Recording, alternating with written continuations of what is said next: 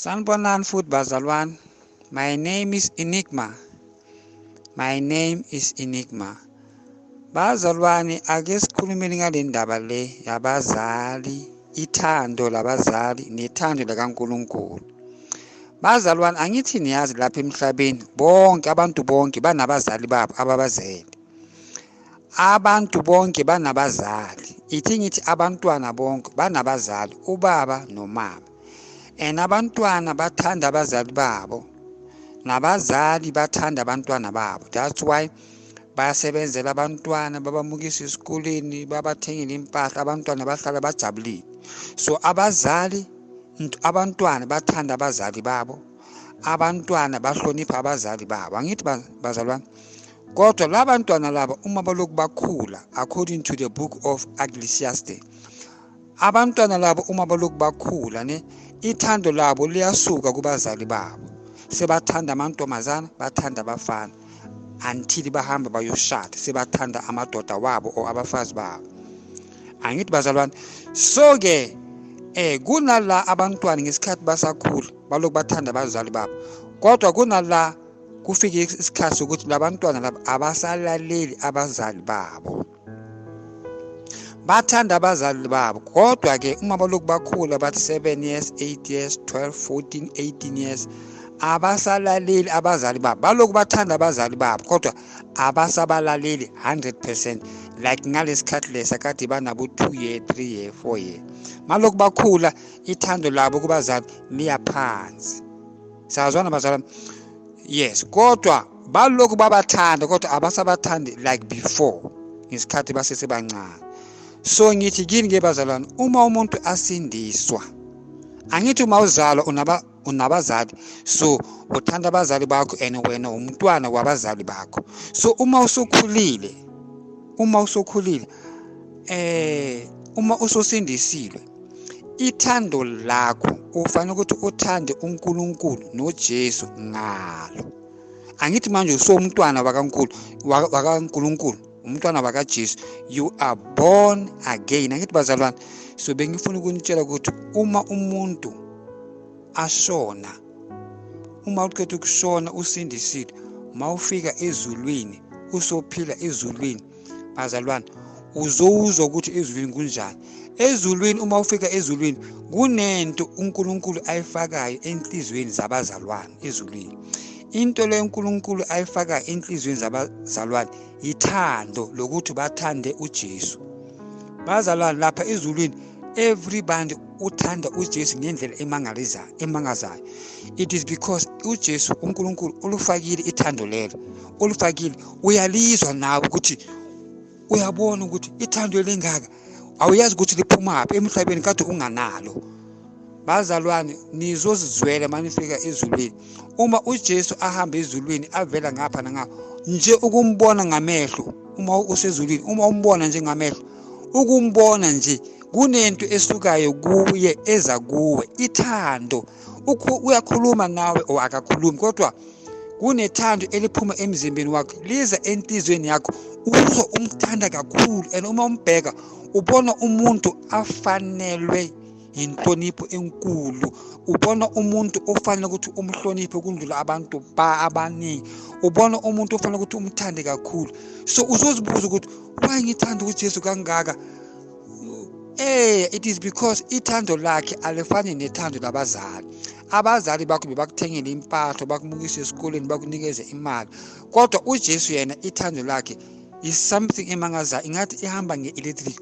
Uma umbona ahlele lapha, uma akubhekile, makasmile uJesu, bazalwane, even if angiyazi abantu abagulayo, uma uJesu angangena esibhedlela abheka abantu nje abagulayo, ukubabheka nje ngamehlo, abantu bazophola bonke, angakhulumanga nabo, ababheka nje.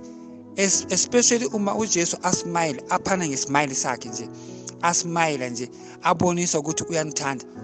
Ismile sakhe nje, amadimoni angaphakathi kwabantu abaleka wonke makabona ismile sikaJesu, ngoba ismile sakhe sihamba nomoya onzima wakaNkulunkulu. Bazalwane, uJesu uma ulapha ezulwini, uma umbona nje, ukumbona, anything emzimbeni wakho ingathi bazalwane angiyazi ngizathini. uJesu nje ukumbona ngamehlo wakho, ukumbona ngamehlo, ukuthi ukhuluma nawe or akakhulumi nawe, kodwa ukumbona nje, ukumbheka ngamehlo, kunento ephuma emzimbeni wakhe eza kuwe, ithando lakhe liphuma enhlizweni.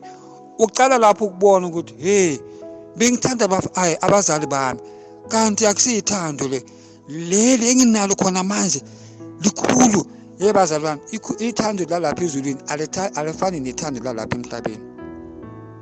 Ngiyanitshela bazalwane, uma ubona uJesu lapha ezulwini, uma umbona nje ngamehlo, hayi ingilosi, angikhulumi ngingilosi, uma ubona uJesu ngamehlo wakho, uma umbona ahleli lapho, uma umbhekile, nibaningi nimbhekile, kunento esukayo kuye, umoya wothando uza kini.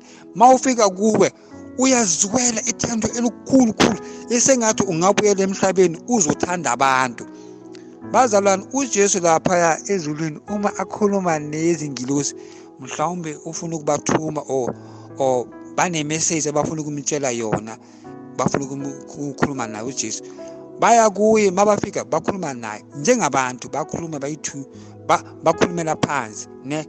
Kodwa wena uma ubheka uJesu, umbhekile nje, noma akuflathela abhekile, wena uma umbhekile, kunento ephumayo emzimbeni wakhe eza kuwe, yithando bazalwane. Uqala lapho ukubona ukuthi bengithanda abazali bami, kodwa leli thando lenginalo for uJesu likhulu kundlula ithando bengithanda abazali bami ngalo, because lo yena ngimthanda kakhulu. Kuza kanjani? Kanti it is because abazali bakho bakuzele ne, kodwa uJesu yena he created you. Angiyazi ngizathi ngesizulu, okay, ukudalile, yes. Lona ke akakuzalanga, ukudalile. Abazali bakho bakuzalile, kodwa lo ukudalile because ukuyenzela amanyawo, wakuyenzela indlebe, wakwenzela ilimi leli udla ngalo, wakwenzela amazinyo, wakwenzela amehlo. So ke uye akuthandayo ukudlula abazali bakho, because yena ukudalile, ukuyenzela umzimba, wakwenzela everything ewunayo emzimbeni, wakuyenzela ikhala leyo ewunayo, wakunikeza ishape leyo onayo. Imisebenzi leyo imisebenzi kaNkulunkulu, ukudalile wathi umuhle. So uqala lapho uma ufika ezulwini ukubona ukuthi why mangifika ezulwini ngizwa nginethando elingaka, ngithanda uNkulunkulu kangaka, mangibona uJesu ngizwa ithando elikhulu. Hayi ithando lomfazi nendoda, angikhulumi ngalelo, ngikhuluma ngethando lokuthanda umdali or umzali. Nangizwa bazalwane, uma ubona uJesu, that's why ngithi uma uJesu angafika emhlabeni ne, uma angangena in the hospital, angena nje, wena uma umbheka, yena angakubhekanga abheke la ayakhona, wena uma umbheka uzophola immediately. Bazalwane, if unamademon la emhlabeni, uma uJesu angeza wamubheka nje noma wabheka impahla zakho, uzophola immediate. Kunento, unomoya omuhle ophuma kuye oza ebantwini. That's why ngithi noma angangena ehospital, abantu abazombheka nje, hayi ukuthi yena ababheke, nina nje manimbheka, abantu bonke abagulayo mabambheka bazophola bonke nje ngokumubheka. Why? Because he's the one who created you. Akusi abazali bakho abakudalile, abazali bakuzele, lo ukudalile, lo ukunikeza impilo, uye ukhona emhlabeni nje udalwe kulo. Sazana bazala. So uma umuntu abona uNkulunkulu amdalile, bantu kuba injabulo enkulu, abantu bajabula, ingathi ungajayiva kakhulu, umjayifele. Bazalwane, ngikhuluma ngendaba zasezulwini, ngithi uma ubona uJesu, uma senishonile nibona uJesu, nizomangala.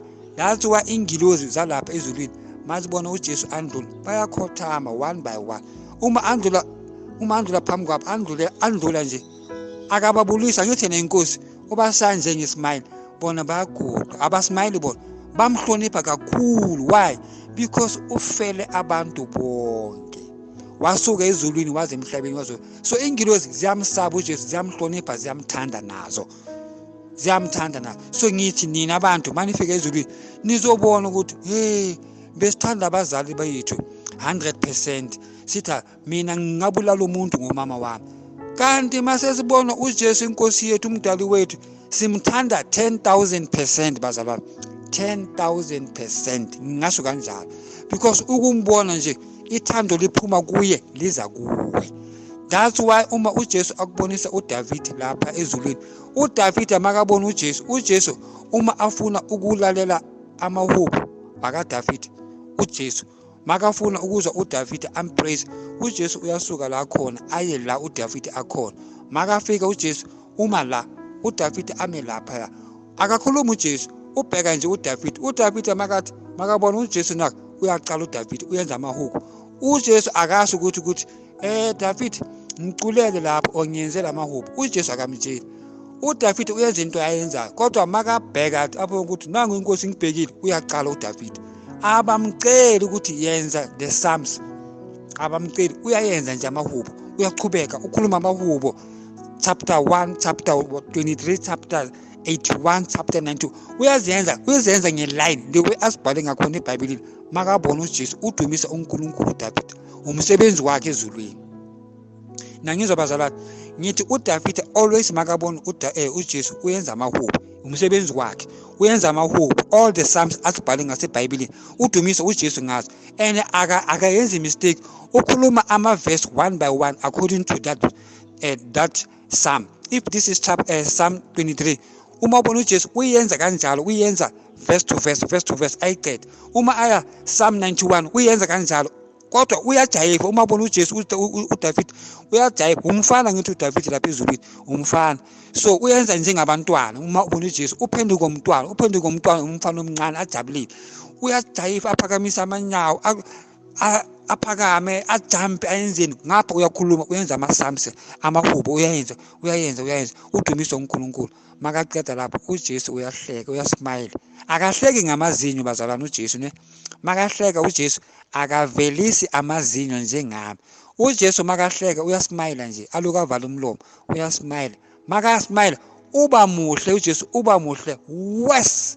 Makasmile nje, ukusmile kwakhe kunomoya ophuma kuye uza kuwe. Ungakhala bazalwane, ukhalela ithando ukuthi hayi man, mangibona uJesu asmile ngizwa ithando elinkulu, ngathi ngingabuyela emhlabeni ngizothanda abantu. Lento le yethu yokuthi la emhlabeni asithanda abomakhelwane, and iBhayibheli ithi thanda umakhelwane wakho. Bazalwane, uma usoshonile, uma ufika ezulwini, uma ubona uJesu uzozizwa, uzofile ngathi ungabuyela emhlabeni uzothanda abantu, because uma usezulwini uJesu ukhipha ithando kuye olufaka kuwe ukuthi uthande everybody lapha ezulwini, because lapha ezulwini asaphila njengalapha emhlabeni bazalwane. Lapha ezulwini uthanda everybody. Ukuthi wena ineighbor yakho iphuma ePakistan or iphuma eZimbabwe or iphuma eGabon or iphuma Nigeria, ineighbor yakho, that is not the problem. Ezulwini uthanda everybody. Ithando lelo lifakwe ku-everybody asezulwini. Uzomangala wena ukuthi emhlabeni bengisindisile kodwa bengingathandi ama-foreign, kodwa la ezulwini I love everybody. Yes, because ezulwini everybody is a child of God. So ithando lelo uJesu ulufaka ku-everybody ukuthi abantu basezulwini bathandane ngethando elikhulu, bathandana kakhulu, ukuthi lo angiyazi ukuthi emhlabeni bekahlalaphi, ayisebenzi ezulwini. Ezulwini uthanda everybody. So into engiyicelayo ke bazalwane ukuthi everybody alalele lo mlayiza lo, and gini kunesangoma banikezeni lo mlayiza lo, imessage le, ukuthi bayazi ukuthi ezulwini amasangoma akekho, and amasangoma akangeni unless amasangoma asindiswe. Uma amasangoma asindiswe akusaso isangoma, sekuyisidala esisha. So uJesu athi sibatshela amasangoma wonke ukuthi induku yabo ibamele iyobashaya lapha ezulwini if bashona baloku kuyo amasangoma. So ngithi nina gini kunamasangoma, banikezeni lo mlayezo lokuthi uJesu uthi amasangoma asindiswe, ngoba amasangoma abhalwe 666 kodwa abayazi. Bazalwane, ngintshela into efihlakele, this is the secret of the kingdom of God. Amasangoma wonke eniyabona emhlabeni ama-devil worshipper kodwa abayazi ukuthi ama-devil worshipper. First thing that they did, baphuze igazi. First thing that they did, baphuze igazi and uNkulunkulu uthene ezweni uthi bangaphuzi igazi. So bayenza intando yakabani? Intando yakaSathane. So amasangoma wonke ama-devil worship kodwa abayazi ukuthi ama-devil worship, because uma bathi bazohlahluba bazobeka amathambo phansi, akukhulumi ingilozi, akukhulumi uNkulunkulu, kukhuluma amadimoni. So basebenza namadimoni kodwa abayazi, bona bathi abogogo. So ngithi ke bazalwane, tshelana bosisi benu nabantwana bakini nabobhuti benu nabobaba benu akuhamasangoma ukuthi ezulwini amasangoma akekho. The millions of amasangoma bangasezogweni. uJesu ubabhale 666 athi kade bakhohlisa abantu babo. So uJesu athi sibatshela amasangoma ukuthi basindiswe if bafuna ukungena ezulwini, if bafuna ukumbona, if bafuna ukuphila kamnandi for millions of years, basindiswe. Amasangoma wonke makasindiswe. Uma nibona abantu eZCC bazalwane bafake ama-badge we-star we-ZCC, you must know ukuthi lo muntu lo is a devil worshipper kodwa akayazi. So batsheleni abantu bakini abasonta eZCC ukuthi they worship the devil kodwa abayazi, because uLukhanyana uSathane uyambiza, bakhuluma uLukhanyana noSathane bakhuluma face to face, bakhuluma bazalwane, because uSathane uLukhanyana Edward Lukhanyana sacrifice abantu abaningi. Nina nibona abantu bagcwele lapha eMoreni, lawo bantu lawo bafile spiritual, umnikelo uLukhanyana aphana ngabo kuSathane. So that is why uSathane uthembe uLukhanyana kakhulu. So uma uSathane afuna ukwenza imeeting ubiza uLukhanyana, uyambiza, uyayazi ukuthi bona bakhuluma kanjani, uyamtshela uLukhanyana nge-date eso sine appointment, sino meeting lapha in the kingdom of darkness. So uSathane uyayazi, uzondisa, because uLukhanyana unama-dragon, nina aniyazi, abanye bayazi. uLukhanyana unama-dragon wakhe, uyawagimela, uyaphezulu in the kingdom of darkness, uhlangana noSathane face to face. And then nobani no Pope Francis. uPope Francis is a pope wama-Roman Catholics esinayo khona manje. Pope Francis naye uyandiza in the kingdom of darkness, uyenza i-appointment nobani no Sathane, nobani futhi nama-leader wakaShembe ayaya nabo bandiza, bahlangana noSathane face to face. Why? Because banamabandla amaningi, banikele kakhulu kuSathane. So uSathane uma enza ama-meeting ukhuluma nabo face to face, abasawude kakhulu uSathane. Mapa yenza meeting bazalwane, uSathane uma yenza i-meeting in the kingdom of darkness, bangena bayenza i-hall, kune-hall in the kingdom of darkness, bahlangana nawo lapho ne. Kodwa omunye nomunye usuka aphethe isitulo sakhe emhlabeni. uLukhanyana makaya phezulu uhamba nesitulo sakhe, ubuya naso, undiza naso isitulo sakhe, nalaba kaShembe undiza nesitulo, noPope Francis undiza nesitulo, nabanye baphuma kwamanye amakhantri, omunye nomunye undiza ngesitulo sakhe, bangena kuleyo ndawo leyo la kuphathwa khona umeeting. Kodwa into emangazayo yalabantu bayenza i-meeting, kodwa indlu leyo bayenza i-meeting kuyo kumnyama bazalwane, kumnyama nyama. Kodwa abantu i-meeting ngapha akuna globe, akuna kerese, akuna kukhanya, kodwa bona because they belong to the darkness bayakhona ukubonana kulobu mnyama leyo. Then uSathane uyaqala uyababuza ukuthi, hey, niyenzani nini emhlabeni? Isikhathi sihambile, niyenzani emhlabeni? Tshelani abantu iBhayibheli, bayekeni ukuthi bafunde iBhayibheli, kodwa ningabazitsheli ukuthi basindiswe. Ningabaye nina bafundisi, nifunde iBhayibheli ne emabandleni wethu, kodwa ningatsheli abantu ukuthi basindiswe. And ningatsheli abantu ukuthi kunomoya engcwele, ningatsheli abantu ukuthi izihogo zikhona, ningatsheli abantu ukuthi baye ezulwini, nibatshele ukuthi bonke baye ezulwini, ningabatsheli ukuthi kunabantu abazwe ezihogweni. uSathane uma ayenze ama-meeting ukhuluma into eyi-1, makaqeda uyababuza, ubuza amadimoni wakhe ukuthi nina niyenzani emhlabeni, aniboni ukuthi isikhathi siphelile? Then amadimoni bamtshela uSathane ukuthi don't worry master, don't worry, siyasebenza emhlabeni lapha, siyenza ivuruvayi lapha emhlabeni, siyenza intando yakho. So amadimoni ayareport kuSathane ukuthi master, don't worry, siyasebenza. lapha emhlabeni kwenziwa intando yakho. Amadimoni atshela uSathane, and uSathane uma khuluma nabo uyabathethisa athi isikhathi siphelile niyenzani emhlabeni. So amadimoni amtshela, master, don't worry, siyasebenza, singenile emabandleni wabazalwane, siyenza intando yethu lapha, siyaqula emabandleni wabazalwane, kuqula thina, siyenza ukuthi igospel yabo iphume endleleni. So amadimoni areport abazalwane kwenziwa into eziningi in the kingdom of darkness. So bengithi nginitshele ukuthi uma nibona abo ZCC bagqoke uniform yaka ZCC babeke ibadge la, you must know ukuthi lo muntu lo is a devil worshipper, kodwa akayazi. The secret is akayazi. Ubona umuntu kuyisangoma, is a devil worshipper kodwa akayazi. Nabo bazalwane, so uJesu athi sibakhiphe emlilweni, sibatshele ukuthi basindise, then uzabageza ngegazi lakhe abayenza abantwana bakhe. So masitshele nabo bhuti bethu nabo sisi bethu kalahanyana ukuthi basuke lapho ngoba they are devil worshippers kodwa abayazi. Namasangoma are devil worshippers kodwa abayazi. So uJesu athi sibatshele ukuthi basindiswe, because without yena angeke bangene ezulwini. Izulu linikezwe yena, uye umnyango yalapho. Iminyango yalapha ezulwini 8:12 igate leso kungenwa ngaye. Amen bazalwane.